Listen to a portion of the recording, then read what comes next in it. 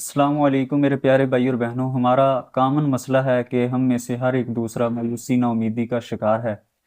تو ہمیں مایوسی نا امیدی سے کیسے نکلنا ہے، آج کی ویڈیو آپ کے لیے ہے۔ تو سب سے پہلی بات یہ ہے میرے پیارے بھائی اور بہنوں، اگر آپ مایوسی سے نکلنا چاہتے ہیں تو آپ ایک کام کریں، آپ اللہ تعالیٰ سے دعا شروع کریں، کیونکہ دعا ایک ایسا عمل ہے، اللہ سے جو مانگا جائے اللہ عطا کرتا ہے، اللہ سے جو دعا کی جائے اللہ تعالیٰ بندے کی دعا کو قبول کرتا ہے۔ آپ اکیلے میں بیٹھ جائیں، تنہائی میں بیٹھ کے اپنے ہاتھ اٹھائیں، اللہ کے سامنے رو کے گڑ گڑا کے یہ فریاد کریں، یا باری تعالیٰ میں تیرا مایوس نا امید بندہ نہیں بننا چاہتا، یا اللہ مجھے مایوسی سے نکالیے، نا امیدی سے نکالیے۔ تو آپ دیکھیں گے انشاءاللہ جب آپ دعا اپنی زندگی میں شامل کر لیں گے تو اللہ دن بدن آپ کو مایوسی سے نا امیدی سے نکالتا چلا جائے گا۔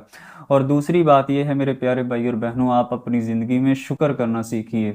آپ اپنی کمزوریوں، اپنی خامیوں، اپنی ناکامیوں کی طرف دیکھنے کی بجائے اللہ کی عطا کی طرف دیکھیں، اللہ کی نعمتوں کی طرف دیکھیں، اللہ کے انعامات کی طرف دیکھیں اور اللہ تعالیٰ کا شکر ادا کریں۔ تو انشاءاللہ آپ دیکھیں گے جب آپ کے اندر شکر والی نعمت آ جائے گی تو آپ دن بدن مایوسی نا امیدی سے نکلتے جائیں گے۔ تیسری بات بڑی اہم ہے میرے پیارے بھائی اور بہنوں، اپنی زندگی کا موازنہ دوسرے لوگوں سے نہ کیا کریں۔ ہمیشہ انسان اسی وقت مایوس ہوتا ہے جب اپنی زندگی کا موازنہ دوسرے لوگوں کے ساتھ کرتا ہے۔ دیکھیں جو اللہ تعالیٰ نے ان کے نصیب میں لکھا ہے وہ ان کو مل رہا ہے، جو آپ کے نصیب میں اللہ تعالیٰ نے لکھا ہوا وہ آپ کو مل کر رہے گا۔ تو اسی لیے اپنی زندگی کا موازنہ دوسرے لوگوں سے نہ کیا کریں۔ چوتھی بات یہ ہے میرے پیارے بھائیوں اور بہنوں، آپ اپنی زندگی میں اپنے آپ کو تنہا محسوس نہ کریں، اکیلا محسوس نہ کریں۔ ہمیشہ اسی وقت انسان مایوسی کے گڑھے میں پہنچ جاتا ہے جب انسان سمجھتا ہے میں بے سہارا ہوں، میں لاوارث ہوں۔ یاد رکھوں ایک ایمان والا بندہ کبھی بے سہارا نہیں ہوتا۔ ساری دنیا بھی ساتھ چھوڑ جائے تو اس کا عقیدہ یہ ہوتا ہے ایک ذات میرا ساتھ دینے والی ہے، وہ اللہ تعالیٰ کی ذات ہے، اور اللہ تعالیٰ سے بڑھ کے کون ہے جو ساتھ دینے والا؟ یقیناً اللہ تعالیٰ اپنے بندے کے لیے کافی ہے، حسبنا اللہ و نعم الوکیل، اس کی مدد ہی ہمارے لیے کافی ہے۔ تو جب بھی آپ پہ مشکل پریشانی آزمائش آئے تو آپ اپنے آپ کو اکیلے محسوس نہ کیا کریں۔ پانچویں بات یہ ہے میرے پیارے بھائی اور بہنوں، اگر ہم اس راز کو سمجھ جائیں کہ مصیبت پریشانی ہمارے اوپر کیوں آتی ہے تو یقیناً ہم مایوسی نا امیدی سے بالکل چھٹکارا پا لیں گے۔ سب سے پہلی بات یہ ہے میرے پیارے بھائی اور بہنوں، جب بھی ہمارے اوپر کوئی مصیبت پریشانی آزمائش آتی ہے تو وہ ایک ایمان والے بندے کے لیے تحفہ ہوتی ہے۔ آپ کو یہ بات بڑی ہی عجیب لگے گی لیکن میں کہتا ہوں یہ مومن بندے کے لیے تحفہ ہوتی ہے۔ آپ سمجھو گے تو انشاءاللہ آپ کو سمجھ آ جائے گی یہ کیسے ہمارے لیے تحفہ ہوتی ہے۔ سب سے پہلی بات یہ ہے جب بھی ہمارے اوپر کوئی مشکل آتی ہے وہ ہمیں اپنی اوقات یاد دلانے کے لیے آتی ہے۔ جب ہمارے اندر کسی عہدے کی وجہ سے، دولت کی وجہ سے، کسی نعمت کی وجہ سے کبر آتا ہے، تکبر آتا ہے، گھمنڈ آتا ہے تو پھر ہم اللہ تعالیٰ کی ناشکری کرتے ہیں اور ہمارے اندر تکبر آ جاتا ہے۔ ہم کہتے ہیں ہمارے بغیر دنیا کا نظام نہیں چلے گا، یہ دنیا نہیں چلے گی۔ جب ایسے بولتے ہیں تو اللہ تعالیٰ ایسی مزدوری میں مبتلا کر دیتے ہیں، ہاتھ پاؤں تک ہمارے کام نہیں کرتے، اور پھر اللہ بتاتا ہے کیا انسان تو اپنے آپ کو اتنا طاقتور سمجھتا تھا لیکن آج اتنا مزدور ہو چکا ہے، اپنا روٹی کا لقمہ توڑ کے بھی وہ اپنے منہ میں نہیں ڈال سکتا، تو اتنا محتاج ہے، تو تکبر کس بات کا ہے؟ پہلی بات یہ ہے جب بھی مصیبت آتی ہے ہمیں اپنی اوقات یاد دلانے کے لیے آتی ہے۔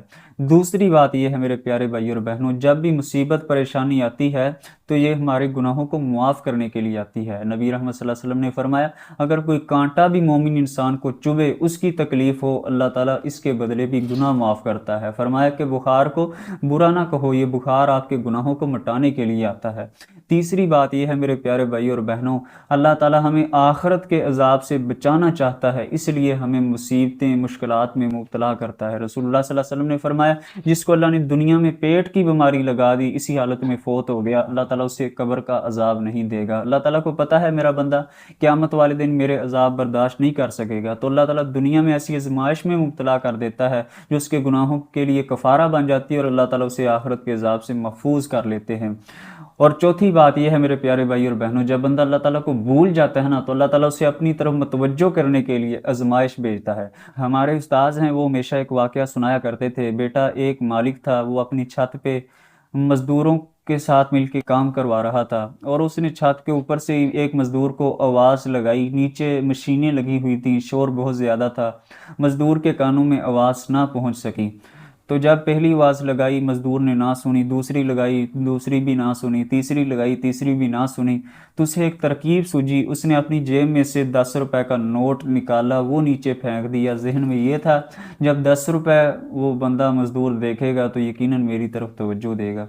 کہتے ہیں جب اس نے 10 روپے نکال کے نیچے پھینکے تو اس نے آس پاس دیکھا، وہ 10 روپے لے کے اپنی جیب میں ڈال لیے۔ پھر اس کے ذہن میں آیا 10 روپے تو معمولی سی رقم ہے، تو لہٰذا 100 روپے نیچے پھینکتا ہوں۔ جب 100 روپے پھینکا تو اس نے پھر دائیں بائیں دیکھا، دائیں بائیں دیکھ کے اپنی جیب میں 100 روپے ڈال لیا۔ مالک کو بڑا غصہ آیا، پھر اس نے ایک چھوٹی سی کنکری لی، وہ اس پہ پھینکی۔ جب اس کنکری کی ضرب اس کو لگتی ہے تو فوراً وہ متوجہ ہوتا ہے، چونکتا ہے کون ہے؟ تو پھر مالک کہتا ہے میں ہی ہوں، بھول گیا ہے تو؟ پہلے تجھے 2 نوٹ بھی دیے پھر بھی تو میری طرف نہیں دیکھ رہا۔ تو یہی انسان کی میرے پیارے بھائی اور بہنوں فطرت ہے۔ جب انسان کو نعمت ملتی ہے تب انسان اللہ کی طرف توجہ نہیں دیتا، جب انسان کو کوئی ضرب لگتی ہے، اللہ کی طرف سے مصیبت آتی ہے، یوں ہی اسے اللہ تعالیٰ یاد آ جاتا ہے، یوں ہی وہ اللہ تعالیٰ کو یاد کرنے لگ جاتا ہے۔ تو یہ بڑی حکمت ہے کہ ہم پہ مصیبت پریشانی کیوں آتی ہے۔ پانچویں بات یہ ہے میرے پیارے بھائی اور بہنوں، اللہ تعالیٰ جس پہ آزمائش بھیجتا ہے نا، اللہ تعالیٰ اسے بڑی مصیبت سے بچانا چاہتے ہیں۔ ہمارے استاذ ایک واقعہ سنایا کرتے تھے کہ ایک بندے نے اپنی فلیٹ کی ٹکٹ کٹوا لی اور ٹائم بھی بکنگ ہو گیا کہ فلاں ٹائم آپ نے اسٹیشن پہ پہنچ جانا ہے۔ اللہ کا کرنا ایسا ہوا، اس کی بیٹی نے باپ کا جو وولٹ تھا وہ پکڑا اور وہ پرس کہیں پہ چھپا دیا، یا بیٹی کو پتہ نہ لگا، بھول گئی وہ رکھ کے۔ تو خیر جب ٹائم آیا جانے کا تو وہ آدمی اپنا پرس ڈھونڈنے لگا، اس میں سارے پیسے تھے، کاغذات تھے، پاسپورٹ وغیرہ تھا۔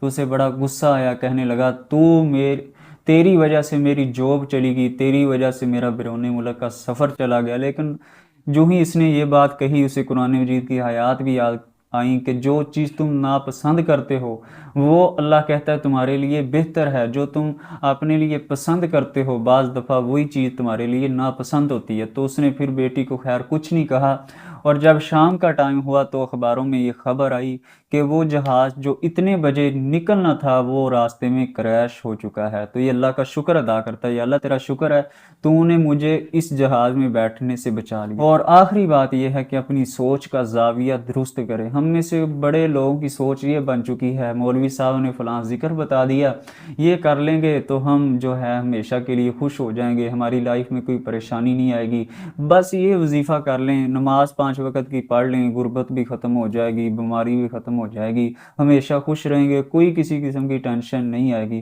تو یہ آپ کی سوچ میرے پیارے بھائیوں غلط ہے۔ آپ نے یہ سمجھ لیا اسلام پہ عمل کر کے ہم پریشانیوں سے نجات پالیں گے، آزمائش ہم پر نہیں آئے گی، جبکہ اس کے بالکل مترادف بات ہے کہ جو اسلام پہ چلتا ہے آزمائش کا مقابلہ اسے بھی کرنا پڑتا ہے۔ پھر آپ کہو گے ہماری نمازوں ہمارے روزوں کا ہمیں کیا فائدہ ہے؟